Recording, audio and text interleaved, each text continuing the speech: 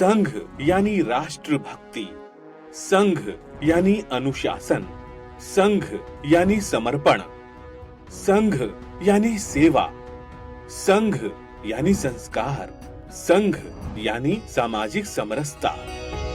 जाग उठा है आज देश का वह सोया अभिमान। 27 सितंबर 1925 को श्री विजयादशमी के पावन दिवस पर संपूर्ण समाज को सशक्त बनाने के उद्देश्य से राष्ट्रीय स्वयंसेवक संघ की स्थापना हुई। इस अवसर पर विशेष रूप से निमंत्रित 25 सदस्यों और वर्षों से परखे हुए व्यक्तियों के साथ विचार विमर्श करके डॉक्टर केशव बलिराम हेडगेवार ने एक नए संगठन और नई कार्य पद्धति का श्री गणेश किया। और डॉक्टर हेडगेवार ने, हम लोग संघ में ऐसा कहते हैं कि अपने को बीज रूप में मिट्टी में मिलाकर संघ के वृक्ष को बड़ा किया। इसलिए संघ के सारे कार्य में डॉक्टर हेडगेवार के मानस का प्रतिबिंब मिलता है। और विजयादशमी 1925 को नागपुर में 27 सितंबर शुक्रवार उन्होंने घोषणा की कि ये काम आज से शुरू हो रहा है। घोषित कर दिया, आज से संपूर्ण हिंदू समाज को संगठित करने वाला यह संघ प्रारंभ हुआ है, ऐसा बोला और बैठक समाप्त हो गई।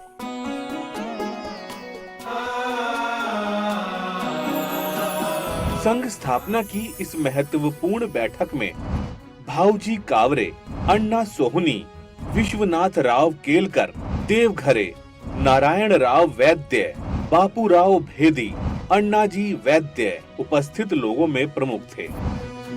इनमें अधिकांश डॉक्टर हेडगेवार के बाल्यकाल के साथी और बाद में क्रांतिकारी गतिविधियों में शामिल रहे सहकर्मी थे। तो फिर साथी आ गए कि अच्छा शुरू हुआ, करना क्या है? तो करना क्या है तो तय करो, साथ में बैठो, आगे क्या करना तय करो। उस दिन हमारी शाखा नहीं शुरू हुई, ये शाखा बात की बात है। आओ नौजवान मिलके देश को बढ़ाए हम, आओ नौजवान मिलके देश को बढ़ाए हम, देश को बढ़ाए मिलके क्रांति गीत गाए हम। संघ की शुरुआत भी अपने आप में एक असाधारण तरीके से हुई। ना तो नए संगठन के बनने की सूचना विज्ञप्ति समाचार पत्रों में दी गई और ना ही लिखित रूप से उद्देश्यों को घोषित किया गया। यहाँ तक कि संगठन बन गया, पर 6 महीने तक उसका नामकरण भी नहीं हुआ। संगठन में पदों और संगठन की संरचना का भी निर्माण संगठन के विस्तार के साथ साथ होता गया। संगठन की स्थापना होने के बाद एक बैठक हुई, जिसमें प्रथम कार्य को करने हेतु चर्चा हुई, और वह कार्य था नागपुर से 60 किलोमीटर दूर रामटेक में रामनवमी के अवसर पर लगने वाले मेले में स्वयंसेवी सेवा गतिविधियां आयोजित करने का। लगभग 7 माह बाद 17 अप्रैल 1926 को डॉक्टर जी के निवास पर चर्चा के दौरान संगठन के नाम के लिए प्रस्ताव सामने आया, जिसमें 25 सदस्यों ने अपने अपने मत व्यक्त किए, जिसमें से 20 सदस्यों ने राष्ट्रीय स्वयंसेवक संघ नाम को उचित समझते हुए इसके समर्थन में अपना मत दिया। 5 सदस्य जरी पटका मंडल नाम रखने के पक्ष में थे, जबकि तीसरे विकल्प भारतोद्धारक मंडल पर किसी की सहमति नहीं थी। इस प्रकार लोकतांत्रिक रूप से चुने गए नाम राष्ट्रीय स्वयंसेवक संघ को अंगीकार कर लिया गया। डॉक्टर हेडगेवार ने ऐसा नहीं कहा कि राष्ट्रीय स्वयंसेवक संघ शुरू हुआ, उन्होंने संघ शुरू हुआ ये कहा। और लोग जैसे शाखा में लोगों को लाने लगे तो लोग पूछने लगे आपका संघ कौन सा है? तो उन्होंने डॉक्टर साहब को पूछा कि अपने संघ का नाम क्या है? तो डॉक्टर साहब ने कहा तय किसने किया है? बैठो और तय करो। बैठक हुई, 3 नाम प्रस्तावित किए गए, चर्चा हुई, मतदान हुआ और बहुमत से पारित हुआ राष्ट्रीय स्वयंसेवक संघ।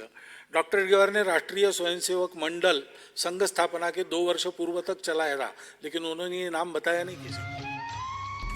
रघुनाथ राव बांडे इसके अंतरिम या कार्यकारी सचिव नियुक्त किए गए और उन्हें 2 संयुक्त सचिव चुनने का अधिकार भी प्रदान किया गया। यज्ञ हित समिधा तुम्हारी प्रेरणा उद्बोधकारी, त्याग तप की वन्नी धग की स्वार्थ तम को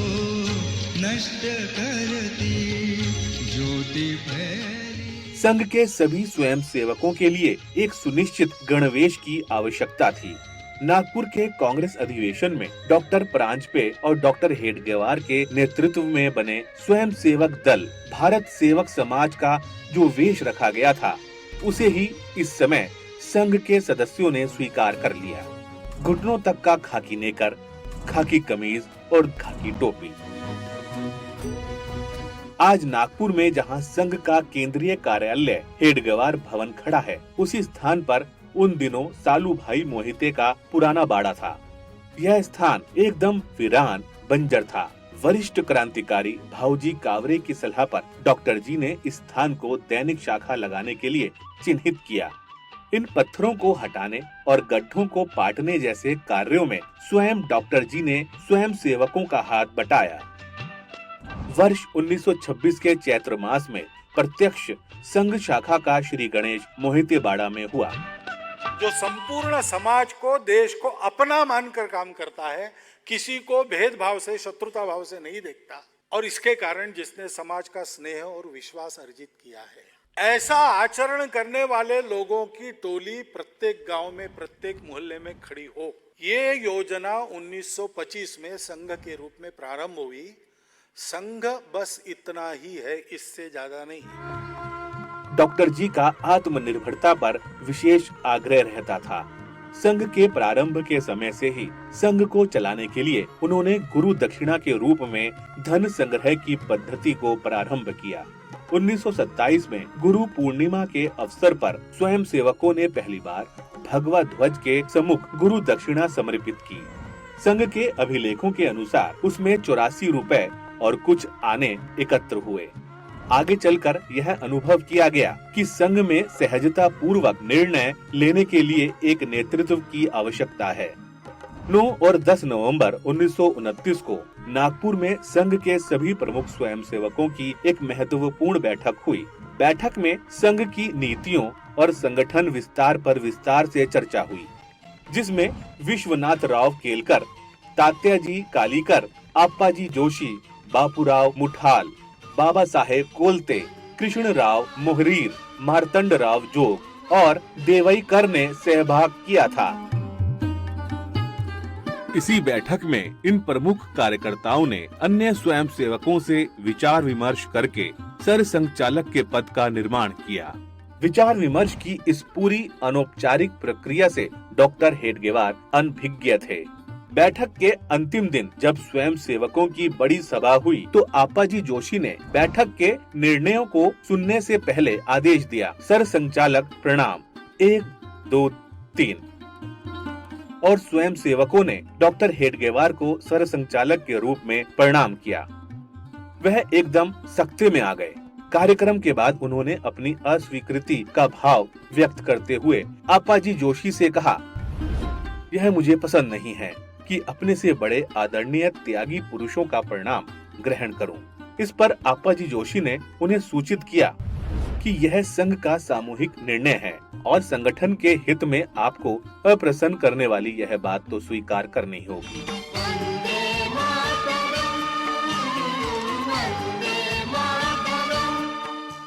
सर संचालक परिवार के मुखिया की तरह होता है। डॉक्टर हेडगेवार ने अपनी भूमिका को संघ के सामने रखकर अपने लोकतांत्रिक चरित्र, व्यवहार और आदर्श को संघ में परंपरा के रूप में स्थापित किया।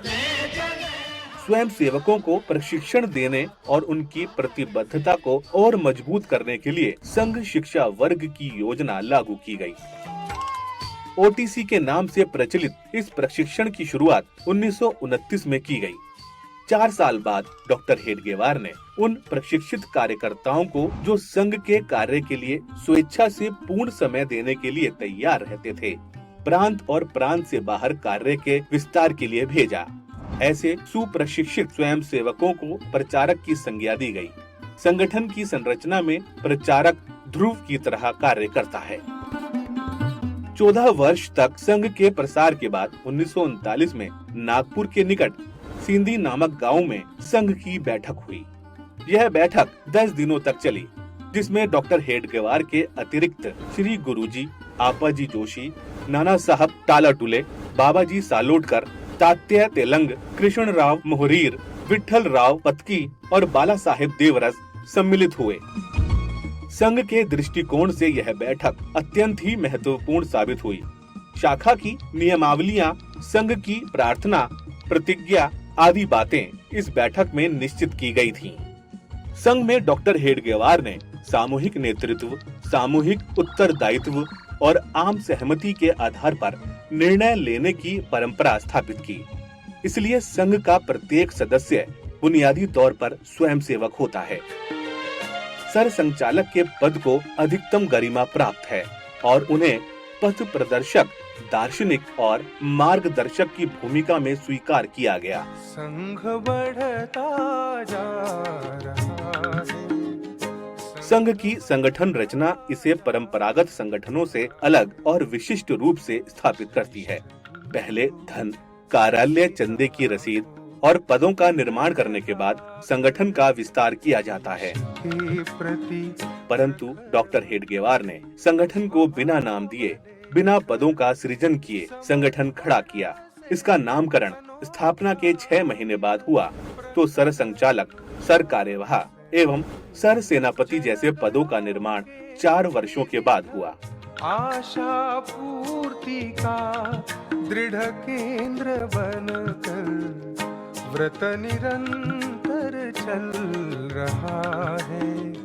संघ बढ़ता जा रहा। जब संघ आरंभ हुआ तब विचारधारा के नाम पर एक शब्द था, राष्ट्र, और संगठन में सिर्फ एक ही श्रेणी थी, स्वयंसेवक, और आदर्श के रूप में भगवा ध्वज। जैसे जैसे संगठन का विस्तार होता गया, संगठन की संरचना खड़ी होती गई। शाखा स्वयंसेवकों का समिष्ट रूप है। शाखा में होने वाले देशी खेलों का उद्देश्य व्यक्ति में सामूहिकता के भाव का संचार करना है। तप निरंतर चल रहा है, संघ बढ़ता जा रहा। 3 शब्द तो है, राष्ट्रीय स्वयंसेवक संघ। इन 3 शब्दों पर 3 दिन बौद्धिक देते थे पूजनीय गुरुजी संघ शिक्षा वर्ग में। राष्ट्रीय क्यों है, राष्ट्रीयता क्या है, स्वयंसेवक क्या है, स्वयंसेवक कौन है, और संघ क्या है। संघ यानी केवल कुछ लोगों के संगठन नहीं है, समाज को संगठन। इसलिए संघ में कहने की पद्धति है राष्ट्रीय स्वयंसेवक संघ यानी संघ। यह समाज में संगठन नहीं है, यह समाज का संगठन। संघ में लिखित सदस्यता या सदस्यता शुल्क जैसी परंपरागत संगठन शैली को लागू नहीं किया गया। राष्ट्र के प्रति भावनात्मक प्रतिबद्धता का ध्येय ही सदस्यों के बीच एकता का आधार है। शाखा व्यायामशाला, शारीरिक प्रशिक्षण केंद्र न होकर वैचारिक आंदोलन का नियमित केंद्र है। संघ की चिंतन प्रक्रिया और दृष्टि के अनुरूप संघ में पद के स्थान पर दायित्व शब्द का उपयोग किया जाता है। कार्य महत्वपूर्ण है, न कि वह व्यक्ति जो उस कार्य को कर रहा है। ऐसा ही सभी स्वयंसेवकों को सिखाया जाता है।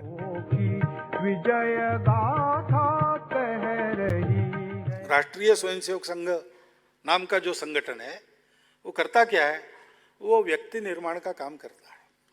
क्योंकि समाज के आचरण में कई प्रकार का परिवर्तन आज भी हम चाहते हैं। हमको भेद मुक्त समाज चाहिए, समता युक्त समाज चाहिए, शोषण मुक्त समाज चाहिए, स्वार्थ भी जाना चाहिए। स्थायित्व, उन्नति व अवनति के समय में दरारों से बचने के लिए डॉक्टर जी ने 2 प्रतिष्ठित पवित्र प्रतीकों को प्रतिष्ठापित किया, भगवा ध्वज और भारत माता की जय का घोष। चिरकाल से भगवा ध्वज त्याग, तपस्या, शौर्य और ज्ञान जैसे शाश्वत मूल्यों का पर्याय रहा है। महाराणा प्रताप से लेकर छत्रपति शिवाजी महाराज तक सभी महान योद्धाओं ने इसकी छत्र छाया में ही युद्ध लड़े हैं। मनीषियों ने इसकी प्रतिष्ठा में गीत गाए हैं, तपस्वियों ने इसकी आराधना की है। भारत माता की जय का घोष भारत को माता के रूप में प्रतिष्ठापित करता है। इन 2 शाश्वत प्रेरणा स्रोतों के साथ स्वयंसेवकों ने बहुत छोटे रूप में राष्ट्रीय स्वयंसेवक संघ को स्थापित किया। और उद्यम पूर्वक इसका विकास किया।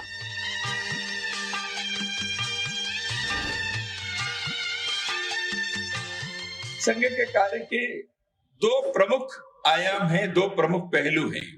एक है व्यक्ति निर्माण का और दूसरा समाज संगठन का।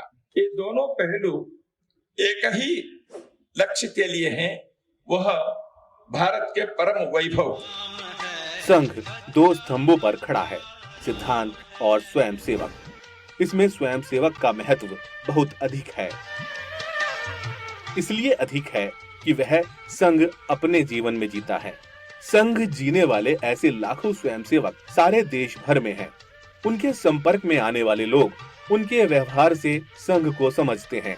स्व प्रेरणा से और स्वयं स्फूर्ति से राष्ट्र सेवा का बीड़ा उठाने वाले व्यक्ति का केवल राष्ट्र कार्यार्थ निर्मित संघ ही राष्ट्रीय स्वयंसेवक संघ है। मुट्ठी भर युवकों को लेकर प्रारंभ हुआ संघ आज देश का ही नहीं अपितु विश्व का सबसे बड़ा सामाजिक सांस्कृतिक संगठन है। इसका एकमात्र कारण है कि संघ की शाखा में देशभक्ति और अनुशासन के साथ युवाओं में उन्नत चरित्र के संस्कारों का बीजारोपण, जिससे प्रेरित होकर संघ के अगणित स्वयंसेवक समाज जीवन के विविध क्षेत्रों में देश हित में कार्य कर रहे हैं। ये संघ के ही दिए संस्कार हैं कि एक स्वयंसेवक के लिए भारत की माटी का एक एक कंकर शंकर स्वरूपा है। संघ पाठशाला से निकलने के बाद इनके श्रम का कोई पारावार नहीं है।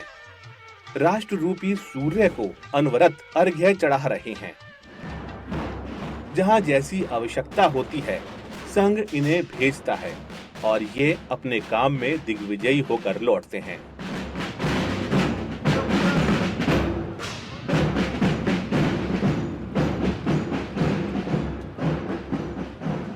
ये संघ स्वयंसेवक ही हैं जो राष्ट्र बलिवेदी पर स्वयं को समिधा बना देते हैं और मां भारती के पावन चरणों में बैठकर उनके चरण पखार रहे हैं।